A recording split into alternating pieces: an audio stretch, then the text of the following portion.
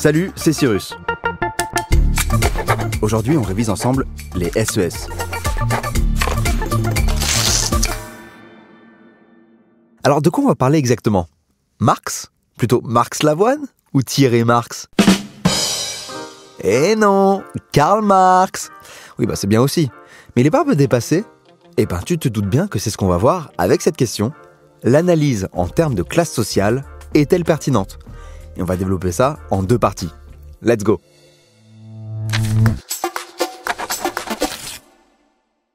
Partie 1, l'analyse en termes de classe sociale a perdu de sa pertinence.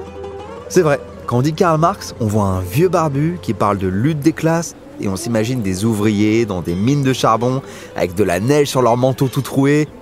Bref, ça paraît pas hyper actuel comme pensée. Faut dire, de nos jours, les écarts de revenus ou de patrimoine sont moins grands qu'il y a 60 ans ou qu'il y a 140 ans quand Marx a théorisé les classes sociales. Le niveau de vie global s'est vachement amélioré et par exemple, entre 1996 et 2017, le revenu médian annuel a pris 20% et a atteint 21 000 euros. En plus, l'accès aux ressources sociales, c'est-à-dire à l'éducation, à la santé ou à la culture, s'est généralisé. Grâce à toutes ces avancées, en un siècle, l'espérance de vie a bondi de 30 ans. Pour résumer, tout le monde est plus riche, s'instruit mieux et globalement, vit mieux et plus longtemps. Donc, a priori, niveau séparation des classes, ça va. On n'est plus trop dans un gouffre qui sépare les plus pauvres des plus riches. La vie est belle. Mais pour Marx, le deuxième point important, c'est la conscience de classe. En gros, au sein d'une classe sociale, il y a un genre de sentiment d'appartenance. Et c'est pas genre les ouvriers se checkent quand ils se croisent. Non, c'est plus qu'ils s'organisent ensemble pour défendre leurs intérêts. Mais ça aussi, ça a disparu, non ? En 2015, une enquête a montré que 35% des personnes pensent n'appartenir à aucune classe sociale. Moi, j'avoue, je pense qu'ils ont mal compris la question. Non, ils ont entendu classe, ils ont cru qu'ils devaient suivre des cours, ils ont paniqué, quoi. Mais c'est encore plus le cas dans les milieux les plus populaires. Dans la même étude, seulement 6% des sondés revendiquent une appartenance à la classe ouvrière, soit 4 fois moins qu'il y a 50 ans. Par contre, il y a une exception. Ceux qui disent appartenir à la classe moyenne ont été multipliés par 3 pour passer de 13 à 38%.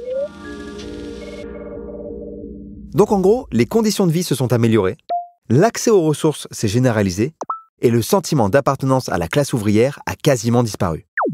Du coup, tu te demandes sûrement s'il y a besoin de faire une deuxième partie ? Si. Partie 2, certaines observations redonnent de la légitimité à cette analyse.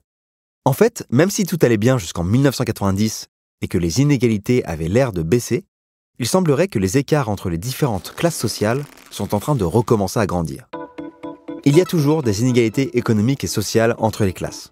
D'après l'INSEE, en 2017, les foyers les 10% les plus pauvres ont un niveau de vie quasiment 4 fois inférieur à celui des 10% les plus riches.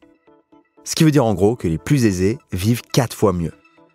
Même si le niveau de vie moyen et médian augmente, les inégalités ne se réduisent pas pour autant. En fait, elles ont même recommencé à augmenter après les années 90. Les 90s. Si on regarde les chiffres précisément, l'augmentation de l'espérance de vie a augmenté, mais surtout pour les riches. Aujourd'hui encore, un ouvrier a 2,5 fois plus de risques de mourir d'un AVC avant 65 ans qu'un cadre. Après faut pas oublier qu'un cadre, lui, il a plus de chances de se décrocher du mur et de se casser, parce que c'est un cadre et tout. Ok. Si on se penche ensuite sur les écarts à l'intérieur d'une classe sociale, on peut voir qu'eux aussi grandissent. Au sein d'une même classe sociale, il y a toujours des inégalités de revenus entre les hommes et les femmes, en fonction de l'âge, ou même en fonction du lieu de résidence. À boulot égal, le salaire n'est pas forcément le même entre un Parisien et quelqu'un qui habite en province. Après, les non-parisiens n'ont pas besoin de vendre un rein chaque mois pour payer le loyer, donc peut-être que ça se vaut. Et comme on l'a vu rapidement dans la partie précédente, même si 35% des interrogés pensent ne pas appartenir à une classe sociale, ça fait quand même 65% qui ont le sentiment d'en faire partie. Eh ouais, attention, on me la fait pas à moi, j'ai la bosse des maths. C'est une vieille expression, faites pas attention, on reprend. Bien que de moins en moins d'individus se revendiquent de la classe ouvrière, chez les cadres, le sentiment d'appartenance est extrêmement présent. Évidemment, la proportion de gens qui pensent faire partie de cette classe sociale est faible. mais ils le revendiquent haut et fort. En plus, leur mode de vie est basé sur un certain entre-soi, ce qui renforce ce sentiment d'appartenance. On revient donc sur ce que disait Marx et les caractéristiques de la classe pour soi.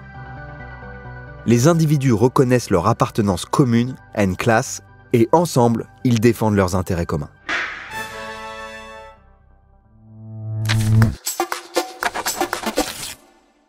Conclusion. De nombreuses inégalités réapparaissent, voire ont même tendance à se creuser, et la conscience de classe reste toujours présente. Tous ces éléments redonnent de la pertinence à l'analyse de la structure sociale avec la théorie marxiste des classes sociales. Donc même si le débat est toujours ouvert, il ne faut probablement pas encore ranger au placard ce bon vieux Karl. Avant de se quitter, un petit coup de résumé. D'abord, on a vu que tout au long du XXe siècle, le niveau de vie a largement augmenté. Les soins, l'emploi et l'éducation sont devenus vachement plus accessibles et l'espérance de vie a augmenté.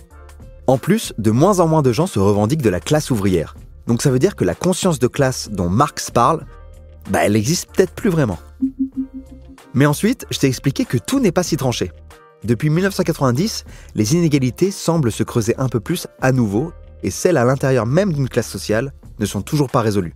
Et en ce qui concerne la conscience de classe, elle semble s'être déplacée vers la bourgeoisie qui continue de se revendiquer comme telle et fait en sorte de conserver ses avantages. Et voilà, maintenant j'espère que tu vois un peu plus clair dans toutes ces histoires de classe sociale. Et si tu veux comprendre un peu plus ce que c'est la classe, la vraie, il y a quelques photos de moi en costume sur Insta. Donc n'hésite pas à lâcher un petit like. C'est tout pour nous aujourd'hui, je te dis à la prochaine. D'ici là, retrouve tout ce qu'il te faut pour réviser et réussir ton bac sur anabac.com. Ciao et au prochain épisode. Si tu as aimé ce podcast, n'oublie pas de t'abonner pour ne rater aucun épisode.